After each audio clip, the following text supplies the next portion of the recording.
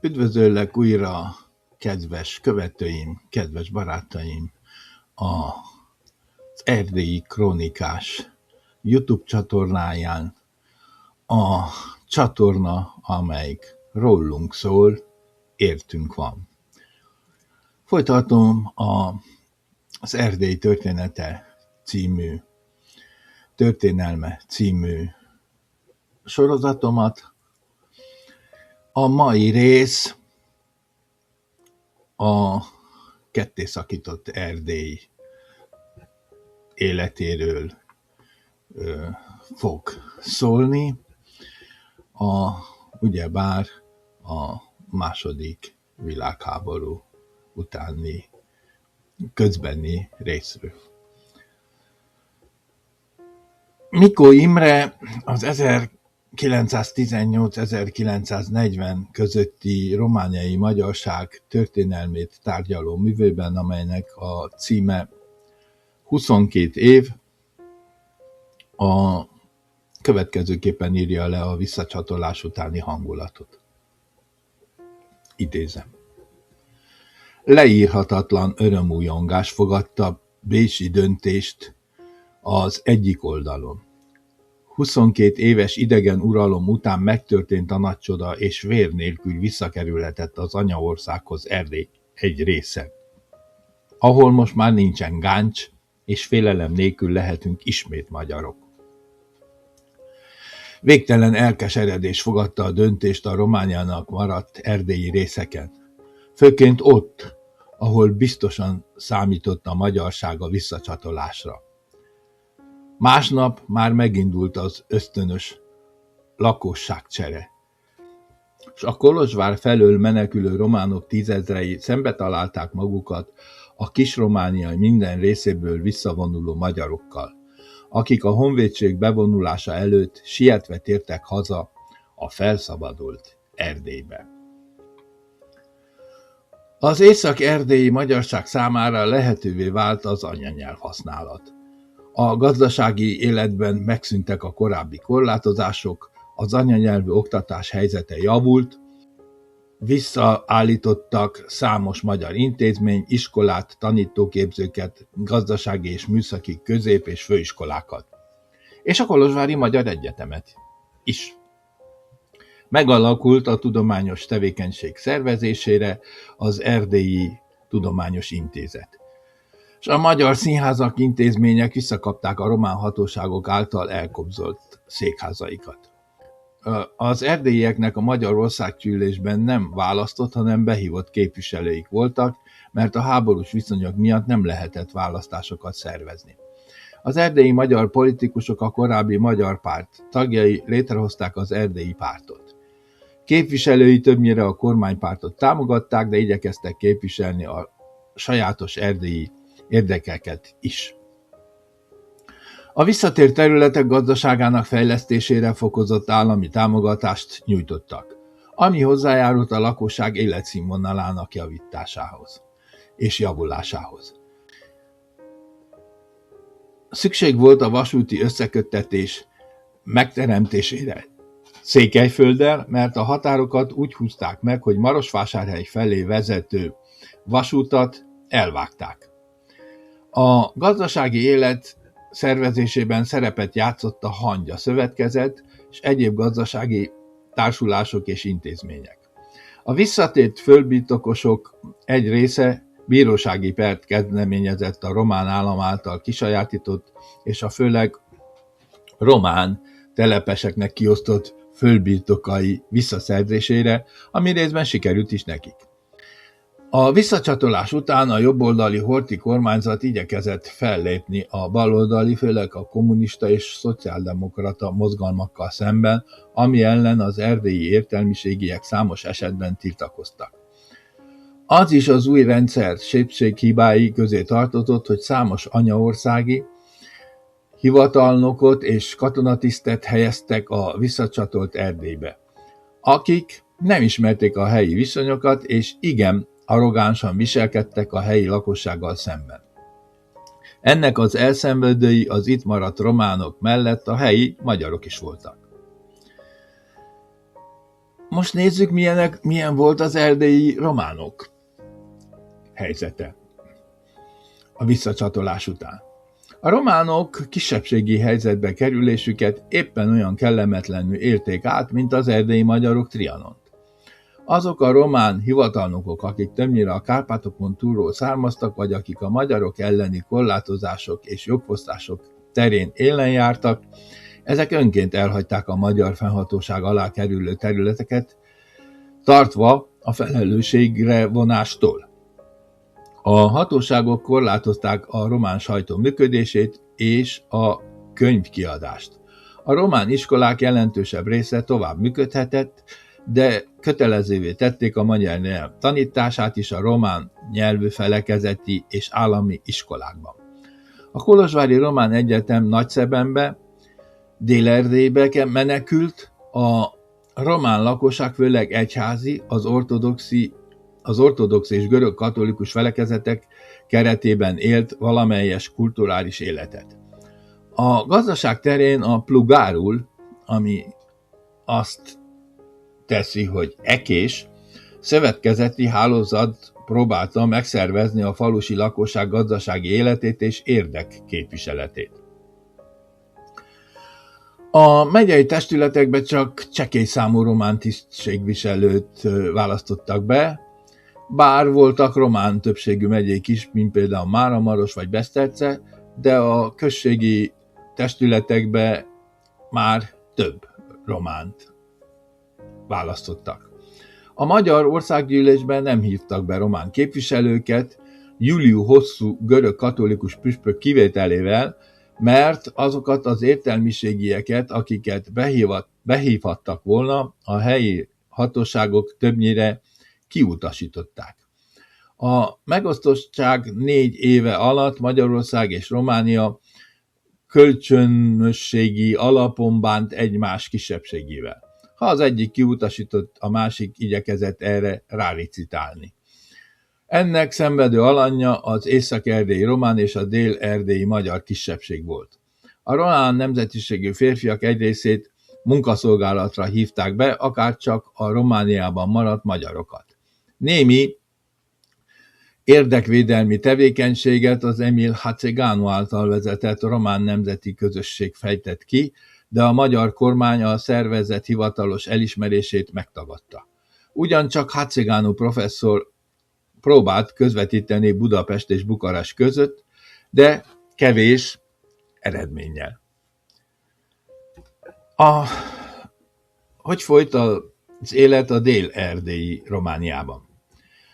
A román hatóságok, illetve a kormányzatban is szerepet vállaló fasiszta mozgalom, ez volt a Vasgárda, a hírhedt Vasgárda, tuszként kezelte a Romániában maradt magyarságot, akik száma közel 500 000-ról körülbelül annak 2/3 apadt a kiutasítások és önkéntes elvándorlás nyomán. Észak-Erdélybe és Magyarország belsejébe vándoroltak ezek az emberek, ezek a családok. Az itteni magyarság érdekképviseletét a királyi diktatúra idejéből megmaradt magyar népközösség próbálta végezni, számos helyben maradt politikus és értelmiségi, meg egyházi személyiség irányításával.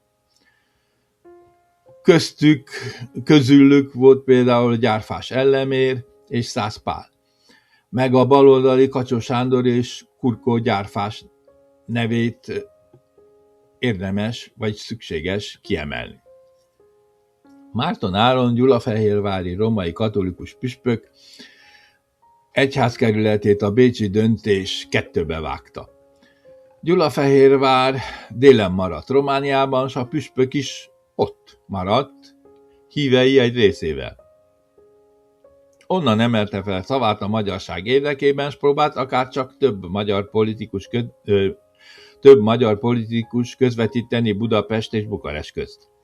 És számos esetben arra hívta fel a magyar kormány figyelmét, hogy ha jobban bánnak a román kisebbséggel, akkor a romániai magyarok helyzetében is enyhülés remélhető. A humanista püspök zsidó üldözések ellen is felemelte a szavát. Ha már szóba jött a zsidó üldözés, most nézzük, mi is volt a helyzet a zsidó kérdés és a zsidó üldözés terén. Mind Magyarországon, mind Romániában voltak zsidó törvények, úgynevezett zsidó törvények, amelyek a zsidókat faji alapon igyekeztek megkülönböztetni és lehetőleg kiszorítani a közéletből, a gazdaságból, később pedig teljesen megsemmisíteni őket. A példát a hitleri Németország szolgáltatta, de mindenik országban voltak antiszemitizmusnak, zsidó ellenességnek, zsidó üldöztetésnek sajátos hagyományai és eszközei. Észak-Erdélyben a magyar közigazgatás bevezetésével egy időben a magyarországi zsidó törvényeket is alkalmazták, arra mindegy a 150 000 zsidóra, akinek többsége már magyar anyanyelvű volt és magyar érzelmű. Fel sem tudnánk sorolni, hogy a magyar művészek, irodalmárok és egyéb szellemi foglalkozásúak körében milyen nagy volt a zsidók aránya. A háborús viszonyok miatt a zsidó férfiakat munkaszolgálatra vitték, ami részben fegyvertelen frontszolgálatot, részben hátországban végzett erődítési munkálatokat és munkálatok elvégzését jelentette. Itt a bánásmód nem volt humánus, de mégis volt valami esély a túlélésre. Az otthon maradt családtagjaikat jogfosztosság és hátrányos megkülönböztetés érte. Háború lévén az egész lakosság szenvedett, s a harctéreken is nagyon sokan életüket vesztették. De természetesen mindez nem indokolta a zsidókkal szembeni korlátozásokat. 1944. március 19-e.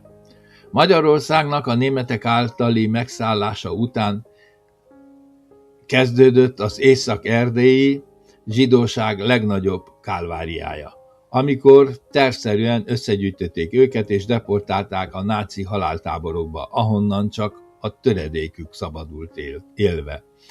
Ugyebár ez a dátum egyezik a magyarországi zsidó deportálásokkal is. Márton Áron gyulafehérvári romai katolikus püspök 1944. május 18-án a kolozsvári Szent Mihály templomban elmondott prédikációjában kifogásolta a zsidókkal való bánásmódot és a deportálások megkezdését. Ezt most mondta.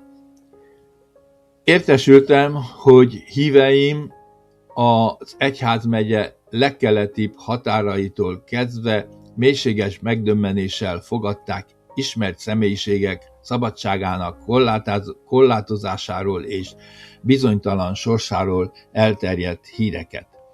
És ugyanaz aggodalommal kísérték a zsidók ellen az utóbbi időkben végrehajtott intézkedéseket. Örömmel hallottam híveimnek ezt az erkölcsös felfogását, véleményét és ítéletét. És főpásztori büszkeséggel említem fel, mert ez egy széles tömegnek a felfogása, véleménye, ítélete és egyúttal örvendetes jele annak, hogy az igazi katolikus szellem mélyében gyökerezik, és ma is eleven erőként él népünk lelkében. Idézet vége. A prédikáció hatására a püspöknek kilátásba helyezték, hogy meg fogják tagadni tőle a beutazási engedélyt. Lévén, hogy román állampolgár volt Márton Áron. Ez alatt Romániában a két világháború között elsősorban a Vasgárda folytatott antiszemita politikát, bár ez más pártokról és politikai irányzatoktól sem volt idegen még a 19. század óta. A fasiszta mozgalom még az 1930-as években meghirdette az úgynevezett zsidó és magyarmentes Románia létrehozását. Ezt nyíltan vagy burkoltan más pártok is támogatták, és az egész sor törvény megalapozta, amelyekben először a zsidó honpolgárok állampolgárságát vizsgálták felül, még 1938-ban, majd az 1940. augusztusától bevezetett Antonescu rendszer, a Vasgárdával közösen kormányozva fokozta ezt. Ezek voltak a románosítási törvények, majd jogfosztások, esetenként zsidóellenes programok. A romániai zsidóság nem jutott el a náci haláltáborokba, de helyi intézkedések és fentről támogatott utasítások hatására sokukat munkaszolgálatra hurcoltak, javaiktól, sőt életüktől is megfosztották. És a romániai zsidóság veszteségei is jelentősek voltak. Az Antonescu korszak első 2 éve után a zsidóellenes megtorlások valamelyest enyhültek, és lehetővé tették a zsidók egy részének kivándorlását Palesztinába. Lehetséges, hogy Dél-Erdélyben a zsidóság túlélési esélyei valamivel jobbak voltak, mint Észak-Erdélyben, de erre elég pontos adatok nem állnak a rendelkezésünkre. Ez a szomorú passzus után lássuk, hogy mit is szűrhetünk le ez rész összegzéseképpen. Tehát a megosztott Erdélyt birtokló Magyarország és Románia egyike sem volt kimondottan demokratikus állam. És a háborús viszonyok nem kedveztek a lakosságnak. A 2 állam egymás kisebbségeivel sem bánt kesztyűs kézzel, mint ahogy a baloldali mozgalmakkal vagy személyiségekkel is az erő pozíciójából bánt el.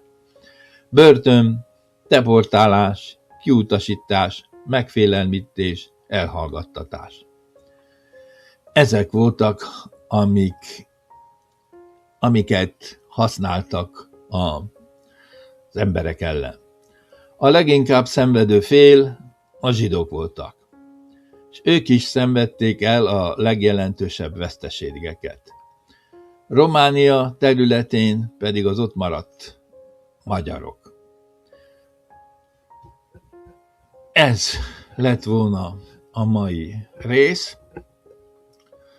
Köszönöm figyelmeteket, köszönöm, hogy velem tartottok, és köszönöm, hogy figyelitek ezt a csatornát, az Erdélyi Krónikás csatornáját, a csatorna, ami tudjátok már nagyon jó, rólunk szól, értünk van.